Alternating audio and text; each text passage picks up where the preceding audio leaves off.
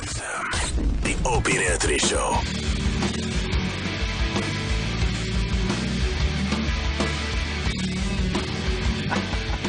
Got Dr. Steve in studio and John McGinley. Where's John McGinley? He's coming down the hall. I recognize that guy. Walking down the hall. Yeah, I've seen him in a few things. Celebrate his entire catalog? I celebrate his entire catalog.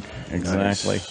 Much like Michael Bolton. That's Sal. He is tall. Yeah. He looks like Sal, I guess. Huh? I got such a good That is joke. Sal. Do you? When he comes in, I'm like, Oliver Stone, why don't you call Oliver Rock or something? Just fucking wait for it. Yeah, well, keep waiting. Do you have your almonds to shake your almonds? Oh, no. Yeah, that's good. Oh, here he is. Hey, John. Take a seat, John. Welcome to the show. We're live and on the air, as they say. How are you guys? Pretty how are good. you? We're doing Pretty all right. damn good. Yeah, you already spoke with Sam at some juncture. Hell yeah. I guess he was playing the part of a radio host. That's adorable. That's 'Cause great. When he's here, he takes video and puts stuff on our computer. Somebody's got to do it. Yeah, but you'd think like, he's a host, and then all of a sudden he's like an intern. It's We terrible. met yesterday. Really downplaying. That's really nice. Just fucking with you, Sam. We It's took okay. a picture yesterday. Oh, you did? Yes, we did. That's cool. Did you Good post moment. it? No, Did you post it on Twitter? I did not. Oh. But that's like what people do with celebrity pictures. Yeah, especially in restaurants and. Oh, yeah. Do you get that a lot? You're very recognizable. Well, the drive-by routine, when they zoom by with the phones now. They think you don't notice, Right. but And you notice. You can see everything, and Yeah.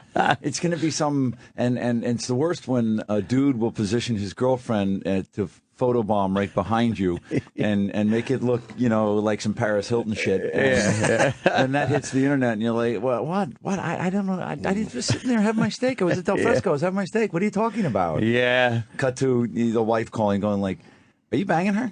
I'm like, dude. Well, yes, but no. I did freaking Wow.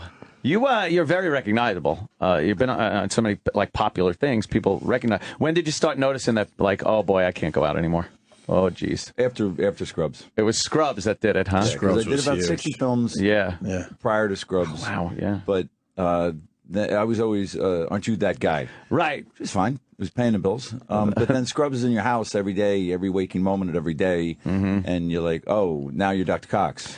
Yeah, And yeah. After that, you're John McGinley. And so Damn. I was late to the party on all this, so on fame and recognition. So I could But you've care been less. working at it ever since you were a kid, right? I could care less. Really? The only thing I don't like, and I outflank it, is if you're having an adult beverage in a bar someplace and you stay too late, guys start to grab you. Oh, they will. Right. Yeah. I Yeah. don't want to be grabbed by anybody. The arm around you, Yes. close in, talking. Yeah, You don't like Let being me tell touched. you No, something. I hate being touched. The bicep grab, and you're like, are you don't kidding do me? that. What? I would never wrong grab with another people? adult male's bicep. No. Yeah, unless you're in the locker room or something, you want to just feel his arms. Dude, personal foul. Yeah. Personal Yes. foul. You know, we used to see at the ball game a lot. We called him the arm around the guy. And it's like if you're sitting in the chair and he's leaned over, not even on the back of the seat, it's actually around his shoulders. I don't know where that nappy hand's been. at the ball game. It's like you're a guy. Do you know I touched you yesterday for the photo? Oh shit! It's funny you say that because John stood next to me, and I just instinctively just put my arm out, and you were courteous about it, but I probably should have immediately respected But you that. do the hover arm. You don't actually touch. No, I do. I don't. that's do it. true. The It was hover arm. It wasn't It's bare okay, skin. right? You'll deal with a hover There's arm. no real depth perception in a picture. You can be behind somebody like I hover arm. I get it, and I could care less. Yeah. Yeah, you don't like being touched by strangers and just. Who would? Not so They're much. filthy. So, They're filthy. so it was Scrubs that really made you famous Put and you over the top. recognizable, It though. was 9 years, amazing. almost 200 episodes. The show was never a hit per se. It was never Friends or It was a Frasier. great show. Very but it culty. stayed. Yeah, it Yeah. stayed right. It's funny to use these numbers now. Friends and those guys were doing 11, 12 million people. We were doing half theirs, so we're doing 6 or 7. That's still if you a did a huge 6 or number. 7 now, you'd be the number. You'd be 2.5 Men. Yeah. There's a lot more to choose from out there. Yes, That's what it and is. so there's kind of a diluted base because there's so much on the landscape. And Yeah. So the Scrubs just quietly did it 6 or 7 every year for 9 years, and that was a good gig. No shit. Yeah. Look, It was a grind. We were 16 hours a day, 5 days a week. Wow. Because it's a single cam, so essentially you're shooting a movie. Whereas this new one that was on last night, Ground Floor, which is on Ground Floor. TBS at 10 o'clock. That's a multicam, so it's like Friends and Frasier and Raymond. So it's live. We shoot it live on Thursday nights in front of about 400 people out in Burbank at on stage 19, which is where Casablanca was shot. Wow. Isn't that Definite amazing, wow. the history Yeah, of for some film of those geeks, that's a wow. places? Yeah, So yeah. outside of every stage in Burbank, there's a pedigree list of what's been shot there. And on stage 19 is Casablanca, which is a badass movie. That is pretty goddamn cool. And every time yeah. I look at it going in, it's good. It's a good It's thing. so weird to think, like, because it is almost this to feel that there's this ghostly presence of little bogeys. the I mean, past come on. there, like that. Yeah, He's walking through the same door you were, doing the same thing, learning his lines, hitting his mark, and going home. Let me tell you, John, not quite total slouches here. We actually did appear on David Letterman once. We Nice. did I've never the been on Letterman. Letterman show. And walking into the Ed Sullivan Theater was kind of a thing because you Has think to of be. that history amazing. was Ridiculous. pretty amazing Has to to think be. of. Yeah, Yeah. yeah. It's kind of, and it is. It conjures up this image like, it's kind of odd. You feel the Jimmy, ghosts. Well, you Jimmy. like it or not, in some iconic ways, the Ed Sullivan Show changed American history. Yeah, I think you're right. Culturally. Yes. He introduced the Beatles. He introduced people that to this day we're still talking about. He was pretty good to black artists too, I think, right? Wasn't he? Huge. Sullivan? Yeah. So I think that should be, if you give a shit, that should be a big deal walking into the Ed Sullivan Theater. Yeah, That yeah. should rate. Yes, it should. Maybe it doesn't for I some think it people. does with most people. I would That should assume. rate. Yeah. Do you probably grew up watching that as a little kid, right? Absolutely. Yeah, I would yeah. be on I'm 54, so I would be on the tail end of that. But Yeah. enough to, like, I didn't see Elvis and stuff like that. Right. But I caught the tail end of it when Yeah, it was yeah. in color and Topo Gigio, yes. all that crap. I Yes. used to watch that all the time. And so And then I wasn't allowed to watch Ronan Martin's Laughing, but Yeah, I'd us sneak neither. out of my room and kind of Us neither. watch from the corner of the bedroom. Yeah, for So that. yeah, the 4-camera on Ground Floor is very different because it's kind of like opening an off-Broadway play every Thursday night because it's live. You're running through it live. Absolutely, and it takes about 4 hours. The people load in around 5:30, and it's an absolute three-ring circus, so they're not bored. And by about 9:30, we've wrapped things up. It's a comedy. Big time. Yeah. It's a workplace comedy about this office building in San Francisco where I run a hedge fund on the top floor, and one of my young stockbrokers falls in love with a female janitor down on the ground floor, hence Ground Floor. And then it becomes Romeo and Juliet, upstairs, downstairs, West Side Story. She cannot be with him. He can't be with her. And then it's a class culture and all the pressure that her group says that she can and can't do, and all the pressure he gets from his group. And so in 2013, that's germane to the conversation because we're having Occupy movements and the disparity between the haves and have-nots has never been more profound. And there's funny in that stuff. It's a little microcosm that's connected through the elevator. There's funny in it. There's There's funny in that There's funny stuff. in it. Is this the cool. first time you've done like something? I mean, you've done theater before. Yeah, last year I was here doing Glengarry Glen Ross with Al Pacino on Oh, Broadway. man. And so I had tickets for the love final that. performance of that because I know pretty special. Bobby's a friend of mine, and I fucking forgot it was a daytime performance, and That's right, it I was. slept until 3:30. And my buddy Bob Kelly calls me and goes, "Dude, what time are we supposed to go over there?" And I'm like, "We fucking missed it." Oh, no. my I've God. never done that before. I missed the It final was the performance. most exciting thing I've ever done. Really? Right over at the Wow.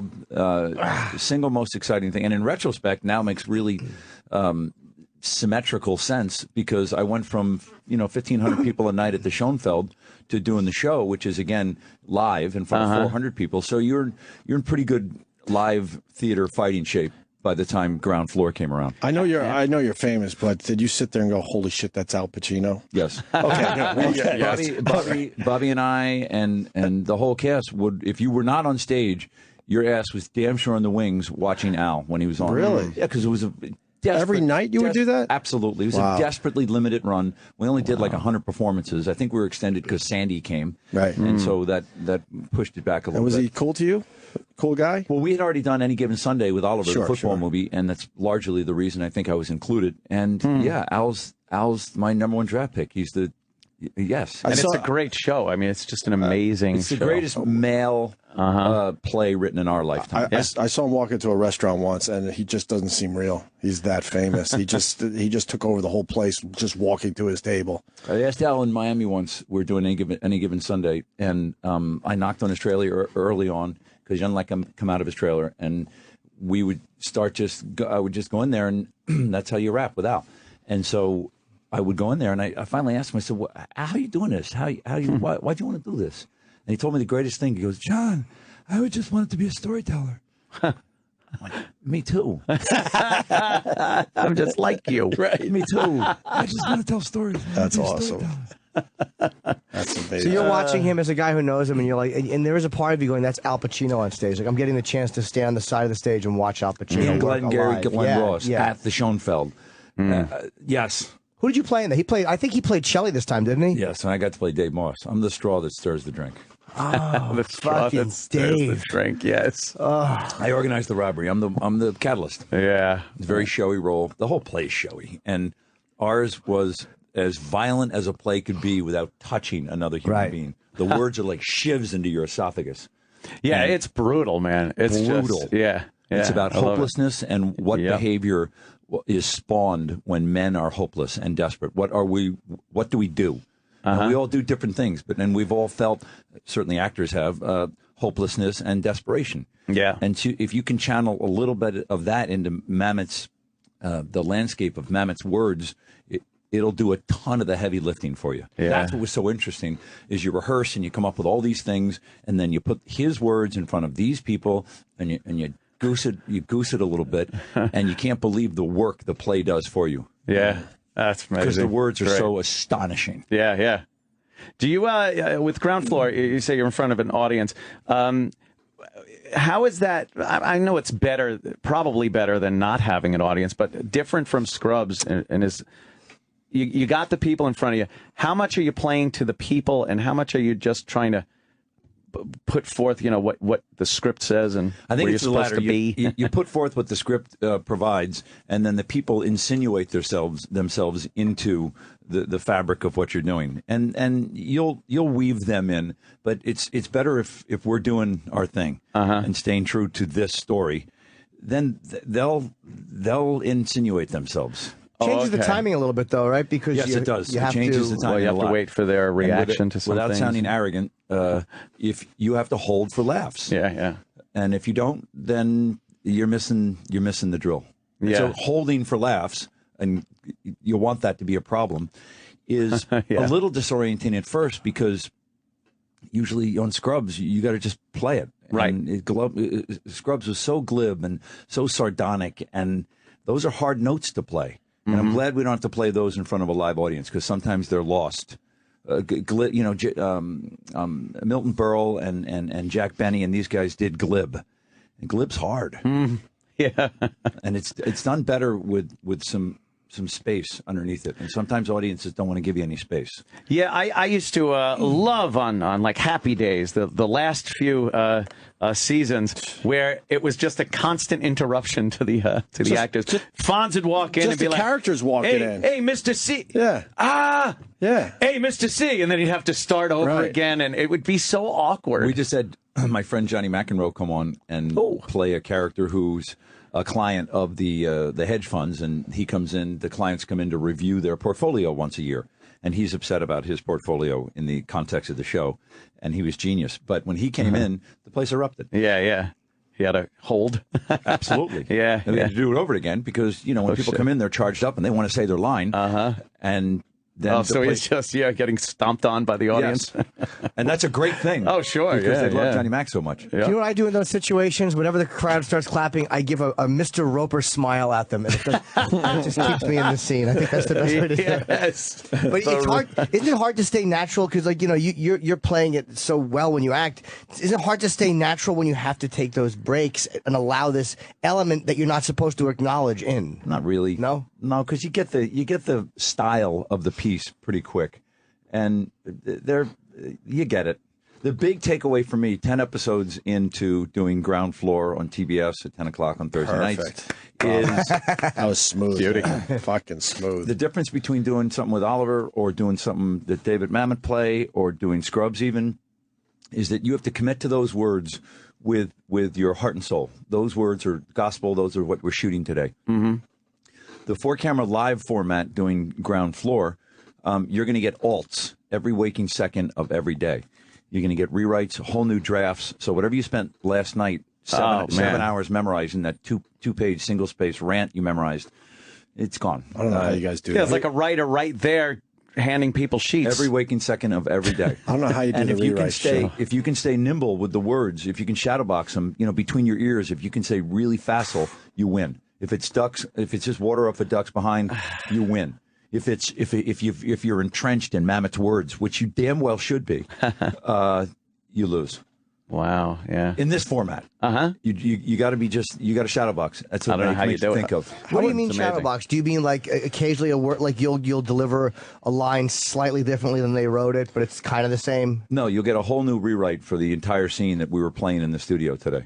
And even once we nail the studio scene once, we're going to get a second draft that the writers have, and we're going to come in and reshoot this in front of the audience, and with every single syllable is different. That's pressure. Oh man. That's That's pressure. what I mean. You got to be able to stay. You got to be able to stay on your toes. But do you ever feel that pressure going, oh my God? Well, I'm so competitive. Yes. Yeah. I want to crush it every time, and so yeah, it gets me You got going. the live audience, and now you got a script that you're totally not familiar with because Yes. it's coming in at last minute. And I'm Mr. Homework, and That's so stress. there were some adjustments in the first 3 or 4 episodes. I had to make some. Up your game. Yeah. Well, so you're at home reading the script, learning it. I'm devouring it at home. and then they're They giving say, you fuck something that. different. Forget what you I'm like, what's memorized. Yeah, what about this, huh? Well, the stuff you memorized last night, we're not shooting. Amazing. Oh my God. When you memorize a script, Terrible. will you go over it by yourself, or do you have somebody with you? And do you try to say it out loud, or do you just try to kind of get it in your head and not say it out loud? First thing I do with everything from go is I write it out in my own hand, because at least cerebrally that it becomes yours since you've written it out. Then the words are yours. And then I put verbs in the margin about what we're doing with the words. And then I start saying them out loud. And once I know them, I start juggling, because no preoccupation on the set will be more intrusive than juggling. Oh, you physically actually juggle. Literally juggling. Yeah, and whenever once your juggling skills get to perfectly adequate, you won't drop a ball unless something's wrong.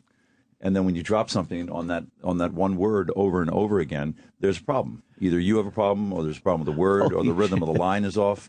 And then you should be able to get on the set, and whether it's Scrubs or Ground Floor and somebody sneezes in the audience, or a gurney goes by in Scrubs, it's not going to throw you off, because you already, last night you were doing this. It's no I big must deal. say, I've never heard that technique No, that's before. great. It's like an X-ray machine amazing. to the text. Mm-hmm. When you start dropping a ball, you'll do it consistently at that one spot at the end of the paragraph.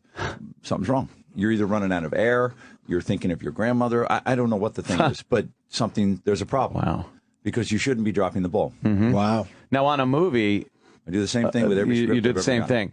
But as far as being on a set in a movie, it's got to be different than having to learn something in a week or a few days and then getting in front of a live audience. Totally different. Yeah, that's like two different types of jobs. I mean, it's like, I'm an actor, but I had Glenn Gary out there in Los Angeles for 2 months before I came to New York. We had the offer for the play, so I set up a theater boot camp. I keep a rehearsal space out there, and I just set up a theater boot camp where I hired a young guy who came, and we ran the lines 2 hours in the morning, 2 hours in the afternoon, for almost 7 weeks. I came to rehearsal so loaded for bear. Right. And that is antithetical to what we're doing with Ground Floor. Mm-hmm.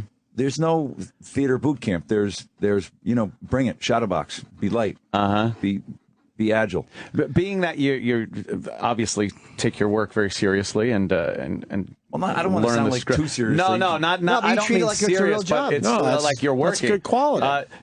Would you work with people that you're like, you didn't even read this, did you? Well, I did this really diabolical with people who don't know their lines. It's a horrible, horrible thing, and it's very quiet. And I always, when actors bring your lines on a script, and they're called sides. Yeah. That particular. So when people still bring their sides, onto the floor when we're about to shoot, I can't take it. And so sooner or later, I'll just whisper in their ear, listen, you can just keep those pictures up in the frame. You can keep those words up in the frame the whole time we're shooting, because you know what?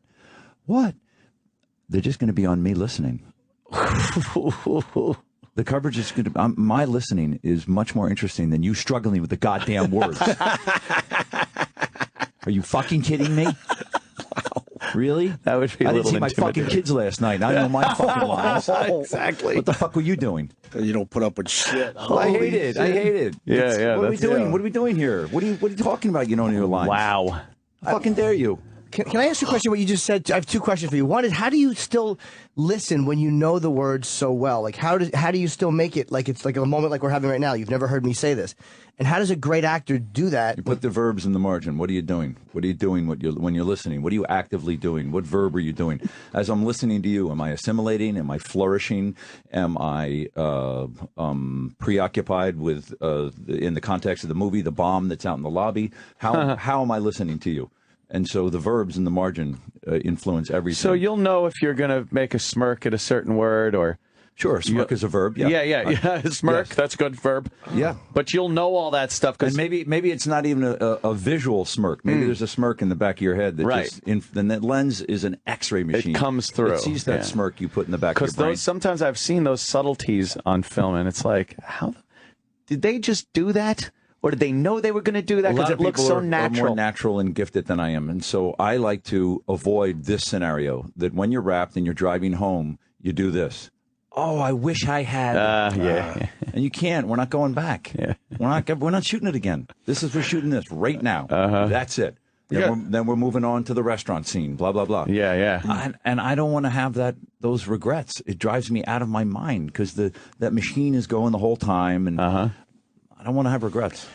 We got to ask you about Oliver Stone. We've had him on. He's an interesting dude. He's very interesting. What's your take on him?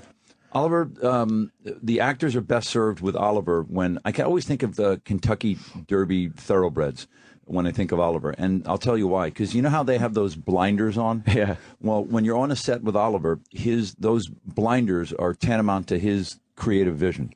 And so if you can fit within that vision where those blinders are, it is fucking nirvana. If you want to go outside, you'll get crushed. Wow. Yeah. What do you mean he'll allow you to know it in front of everybody, or he'll boot you off? He knows exactly what he wants, is what It's you're saying. his film. Right. We're not collaborating. Right. This is Oliver's vision. Come inside here and roam around in here. As long as Oliver could see you, you'll be all right. Yes, it's Oliver's film. It's not. And he makes that very clear. And you should be so lucky. Yeah, no shit, right? You should be so lucky to play on that field. And so that's the number one takeaway from work. I've done 6 with Oliver. And 6 Oliver Stone movies. I mean, Platoon, obviously, Wall Street, Any Given Sunday. What else? Platoon, Wall Street, Talk Radio. Oh, Talk Radio. I did Talk Radio down at the Public for almost 2 years before we did the movie. Oh, wow, yeah. And the conventional wisdom is that if you did the play, you're damn sure not doing the movie because we're going to star fuck somebody and get a big name in there. Yeah. And so that I got to do the movie was largely fantastic. No shit, yeah. And so then Talk Radio, then Born on the 4th, then Nixon, then Any Given Sunday. Right. Born on the 4th. Damn. Forgot.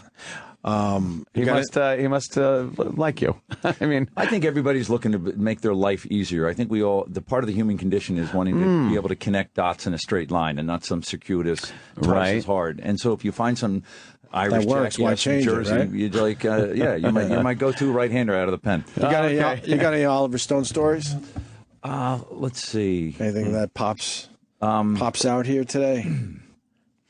Oliver came up to when I couldn't do Born on the 4th of July because I was doing Fat Man and Little Boy in Mexico with Paul Newman about the making of the atomic bombs. Yeah. John Cusack was in there. Yeah, Johnny was in there. Yeah. And so I'm down in Durango, Mexico, and Oliver had intimated months earlier that he wanted me to play that great male nurse who cleans Tom the first time he comes home as an amputee. This beautiful scene. And I was waiting for the phone to ring, and it never rang. And so Paramount called and offered me this great 7th lead in Fat Man and Little Boy with Johnny and Paul. And so I took it. And so I'm down in Durango, Mexico, which is 8,000 feet up in the Sierra Madres. It was the top of the cocaine triangle.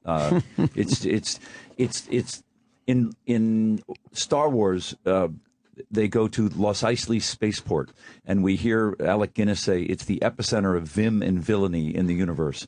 That's what Durango is. It's the epicenter of vim and villainy. But it's so high up. John Wayne shot all these great westerns there. So we're down there because it looked a little bit like Los Alamos in 1945. That's the backdrop. We're working hard. We're doing our thing. The phone rings. Bring. I pick it up. It's like 7 in the morning, Los Alamos time, Durango time. And it's Oliver. And he goes, McGinley, are you fucking there? I said, Oliver? Oliver? He said, yeah, why the fuck aren't you in Dallas with me? And I said, because you didn't offer me the goddamn film. And he goes, I fucking made you. You fucked me. You're fucking me. Click. Wow. And I don't remember if I cried or if I just probably cried. sucking my thumb. It's over. Right. It's over. And he was right. He did make me. And so I then paid penance for 2 films. I would do the reshoots of Wheeling Tom out in Born on the 4th of July as an extra. And then I played a tiny little role in Nixon. And I was still paying penance, and then he finally took me back into the fold on Any Given Sunday. Wow, oh wait, you had a bigger role that he wanted you for in? Yes, it would eventually be an African American actor. He would recast it, and it's a glorious scene when Tom realizes that his legs are gone, and the first guy to wash him. It's an unbelievably tragic scene, and that was the one I was going to do, and. They were shooting in Dallas when we were in Durango. There's nothing I could do. What are you going to do? But did he get mad when you explained, look, I didn't think you wanted me because you didn't call me? There was no explanation. It was click. But you were to assume that he was just going to have you eventually. Yes, you that's should what have I just mean. waited around. That's what so I mean. crazy. You have to fit in this vision. So you should have known what he was thinking. You should have been a mind reader. How were you not reading my mind? Wow, because you weren't even offered it. I was not. Wow. And it would have been presumptuous to think I was. Of course. Oh, man. I have a question, too, about it, because you're saying guys that don't memorize their lines, a lot of them. And I was thinking about this a couple days ago about a guy like Brando, like who had such a weird way of doing things. But there's an anomaly. He's an anomaly. But I mean, do you think that for him it was how he worked, or do you think he got lazy? I mean, not to knock he was, I think, the greatest, but what is it? I don't know, and I don't care, because I can, when I'm watching him, I can suspend my disbelief. Unless he's doing one of those, he always thought he had a great ear for accents, and he doesn't. You know, he plays that Asian guy one time, he gets his eye, and he plays the Irish guy in the Missouri Breaks, and you're like, we just talk. Just talk. You're distracting everybody with that. Well, all of a sudden you sound like a fucking leprechaun. You're like, you're Brando. Just talk. Just put that thing in the back of your throat and just whisper like. Did you like him as a German in The Young Lions? I did buy him as a German in The Young Lions, but that was his, second or third film, and he's so gorgeous, and you're like, oh, my God. He looks like Mount Rushmore with the thing, and I love that. Yeah, you could play a good German, that's for sure. When you obviously making Platoon, you're out there. Where was that filmed? The Philippines. We were in the Philippines. Yeah. Marcos wouldn't leave. There was an election. Ferdinand Marcos lost, and he lost to a woman named Coria Aquino. Oh, yeah. And then he wouldn't leave. He decided he wanted to be a dictator instead of a president. And then nobody knew about it until Reagan gave him political asylum in Hawaii, and then Imelda's Shoes became the story. material of big late story. night comedy. Yeah. And so we landed in Revolution torn. They had a revolution to get him out, and we landed. Willem Dafoe and I and everybody landed a couple of weeks after the revolution. So 13-year-olds were walking around Manila with AKs. Wow. And action. And action.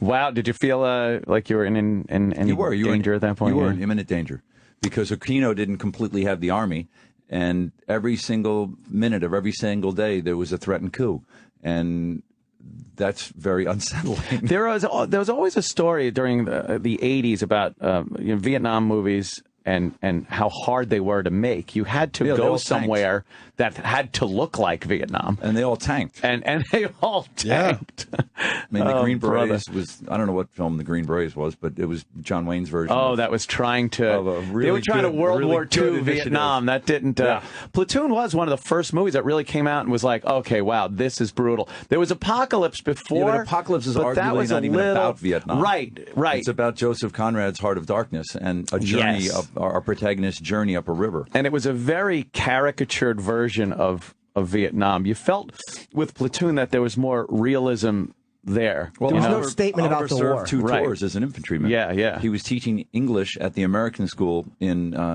Vietnam, and I guess that impacted him in a way that he didn't feel like he was contributing, so he joined the army, and he was in the infantry for 2 tours.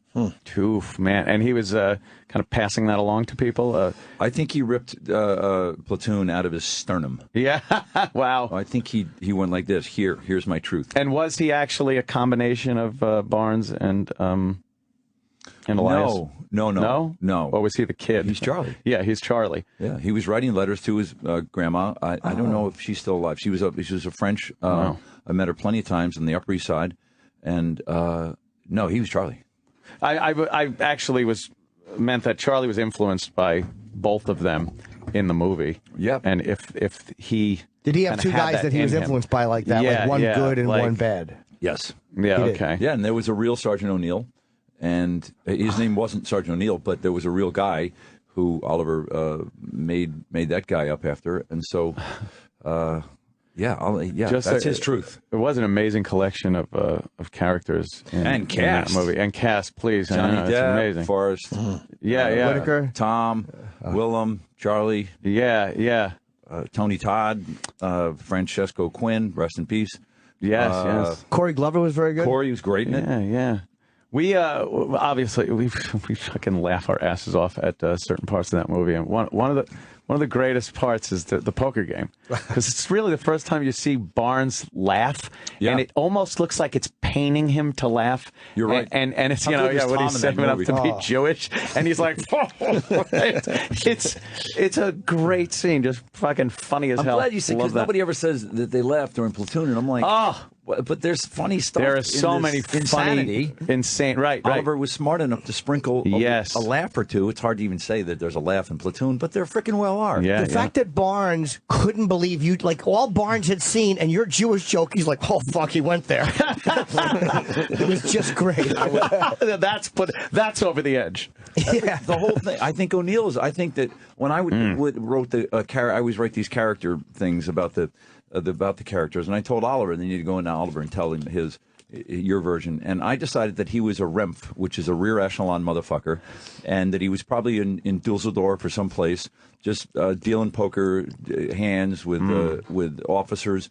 And I think he was probably a liar and a cheater, and he cheated the wrong officer, and bang, he was sent to Southeast Asia. Oh, And he's man. in the wrong place at the wrong time. He's not equipped to be here, and so he just becomes a pilot fish for Berenger's character. He just becomes a parasite. Here's how I'm going to get out of here. I'm going to suck off his kills.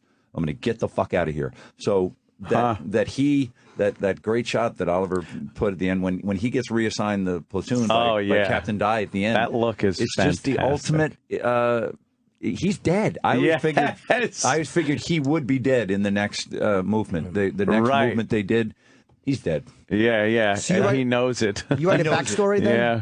Like a little. Yeah, I always do. Oh wow. Yeah, for Ground Floor, because I turned it down. Ground Floor is the show we're doing on TBS at 10 o'clock on Thursday nights. Yes. That is smooth, man. I love it. I turned it down a couple of times because I had just done 42, the Jackie Robinson story, and Glengarry, and so I was in a lovely, really organic way transitioning towards this whole post Scrubs kind of career, and it all felt good to me, and it felt like we were moving in the right direction. And then all of a sudden, Billy Lawrence, the guy who invented Scrubs and invented Ground Floor, calls up and says, "I got a good one for you. It's live, and it's going to be good." And I'm like, "Billy, I got a good thing going here. I'm going to keep following whatever this new path is." And he seduced me. And one of the ways he seduced me was he said, "You can make whatever you want out of this guy. Here's all the creative slack in the leash that you want." And so I took him at his word. And so I, over the summer, wrote something called the Mansfield Manifesto. The character's name is Mansfield. And so I wrote a 20-page document about what this guy does, who he is, what his wardrobe is. Where he came from, kind everything. of a thing. Yeah, and I gave it to the writers. And that could have been an act of pure jackass arrogance. Oh, yeah. Or a gift. And Billy had these guys wired so that they could assimilate my input into what they were doing, and it was a gift. I made your life so much easier. You, the writing staff, and there's 14 kids from Harvard who all were editors of the Lampoon, and they're Joe brilliant and Susie brilliant, and I just made your life easier with the Mansfield Manifesto. Yeah. And so it was the most I'd ever written on somebody. But I wanted it that way. If I was going to come back and do this, and God willing, grind for another 5 or 6 years, I wanted to kind of do it on what I perceived as my terms. What an interesting way to do things, too, because it helps everyone out. I mean, you know exactly where the character's coming from because you pretty much wrote the backstory for him. And they now have so many leads to go on for various storylines or jokes or just dialogue. It's got to, but there's that ego thing that has to be overcome from that because they could look and go, "Who's this fucking guy?" Right, but because of the conversation I had with Bill Lawrence and the way we set the creative table ahead of time, he made it clear that he'd give me license to exercise these demons. Well, you want to hear a great little story about somebody that didn't get license? Colin Quinn. What happened to Colin? Well, Colin Quinn was on Crocodile Dundee 2. And he had a little part in there, cute little part they gave him. He decided he was going to go back after a day and rewrite the entire script for Crocodile Dundee 2. And handed it in. And hand it to the director. And he made a crash at the intersection, right? He made himself the guy who shows Dundee around New York. It's a true asshole move. What a dumb fuck. Did he get canned? No, he but should have. It's such a crazy story. I don't even know if I believe it to this day. I do. I believe You it. believe it, right? Oh, that's Page Colin. 1 rewrite? Yes. Yeah, and he handed it in because he And thought that he gave should be it the in. guy showing Crocodile Dundee around New York. Yeah, that's a slippery slope. Oh, man. If you change words, it has to, there has to be, because my friends have done it in the past and gotten in a lot of trouble, gotten fired. Wow. Oh, wow. If you change words, you better know who and where you are. And I did with Ground Floor. I did know who and where I was. Well, you got the heads up too that you were able to do I that. got permission way from the principal. Yeah. Wait, way ahead of time. What's this Ground Floor you're talking about? Oh. I'm a little confused. Ground Floor. Oh, Ground Floor is a show on TBS at 10 o'clock on Thursday nights. Nice. Massive hit. Yes. I'm going to check it out, actually. What do you do if you come up with a backstory, like say the one you said for your O'Neill? What do you do if you come up with this and it kind of guides the way you're going to play him, and then on the first day of shooting, the director's like, whoa, no, that's not how I saw this guy at all. How do you go back and fix that? Hopefully you compared notes before this first day of Oh, shooting. you talk it over first. Okay. Hopefully, yeah. Do you write this stuff before you audition for something when you had to audition? No, I used to, and it's a mistake because when you go into the audition, you're going to get thrown a curveball. And I was Oliver's reader. When you came into audition for Oliver, you read with me after Platoon for about 4 or 5 films. And because I love actors, it's the best thing that ever happened to you because I'm gonna be with you. Yeah. I'm not gonna be cold boy, that usually going in some cold shrew who doesn't give a shit about you. And I'm with you. I'm dying. I love actors, and I'm with you. And so I learned. I got really good because of being on this side of the table at auditioning. And you can get good at it. Oh shit, that's a great way to whether you're get good whether at it, you're right for the role or not is something else. But you can get good at that 3-minute blah blah exchange, right? Yes. And if we're looking for a black guy, but we thought if we go a different direction it might be you, but we are going to go black, then you're not going to get it, and that's fine. I get it. But in 7, I went in to meet David Fincher, and that was supposed to be the head of the SWAT was supposed to be a Latin American. And I changed his mind. I've heard you can do that too. They always say, like, well, they think they know what they're looking for, but they kind of want to see you for something. Yes. It's like, but I developed a theory when I was Oliver's reader that actors come in primarily with 2 different comportments of 2 different kinds. One is Elvis dust, and Elvis dust is when they come in and in 7, even though we wrote it for a Latin man, whatever you have on you, we want to rub up against that, whatever it is, and it can't be arrogance, because there's nothing more repulsive. It has to be a combination of the actor being in the right place, his or her self-esteem level that day.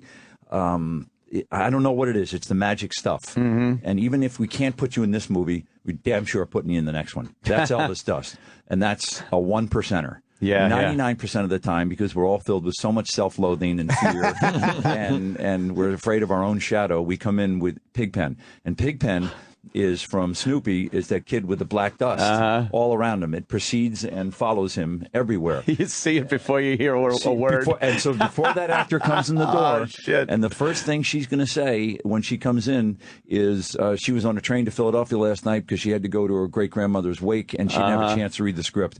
And you lost Oliver at Philadelphia.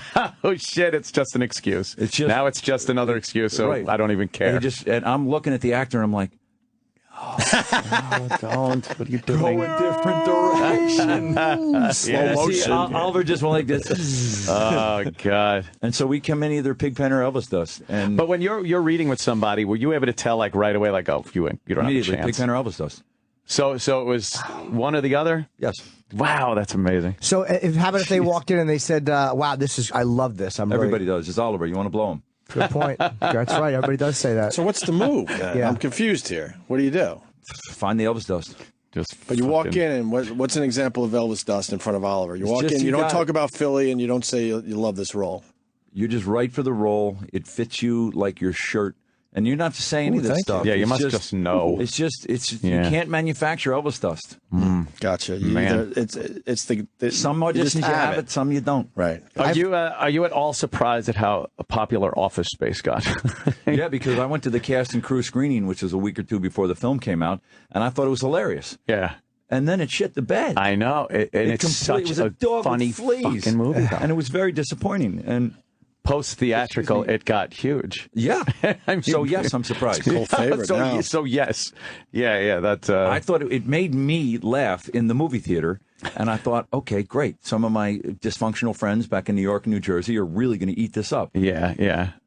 Nothing. Crickets. Unbelievable. How much did it do originally?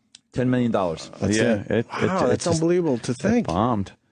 But I think it's the best thing Jennifer Aniston ever done. It was I think she's the cutest and Right? sexiest. Was she and great She just in that? completely leaves herself alone, and she's tremendous in that all movie. awkward and shit. It's great. Really, really good. And I wasn't there when she shot, so I didn't even know her. And I thought she was Just great. from watching the movie. Yeah. That's wow. Didn't think. Do you take any of that? Any of that character? Because I noticed that character. There's a few things from your character you played in Scrubs that are similar to Bob, one of the Bobs. I wanted the Bob Slidell in Office Space to be having the single best time at his job than any other employee on the planet.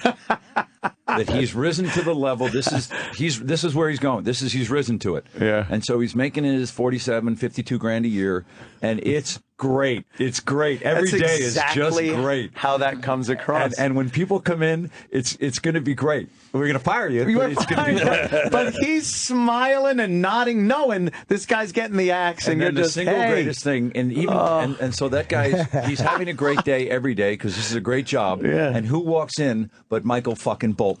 Yes. It's gotten even better. Now the day is fan-fucking-tastic. No, the year. Because he's a Michael Bolton fanatic. It's just the And of most course, random, arbitrary thing Celebrating I've ever heard. his entire catalog. Celebrate Yes. your entire catalog. Fucking great, man! So good to What a have you. great Of time, course, man. the big plug, Ground Floor. Yes. That's a Thursday. On TBS at 10 o'clock. It is a live audience comedy.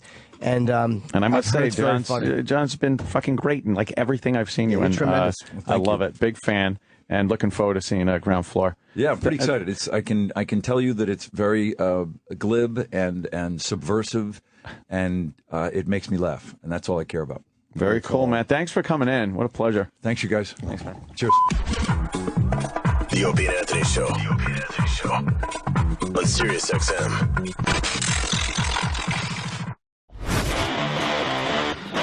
All right, well, that sucked.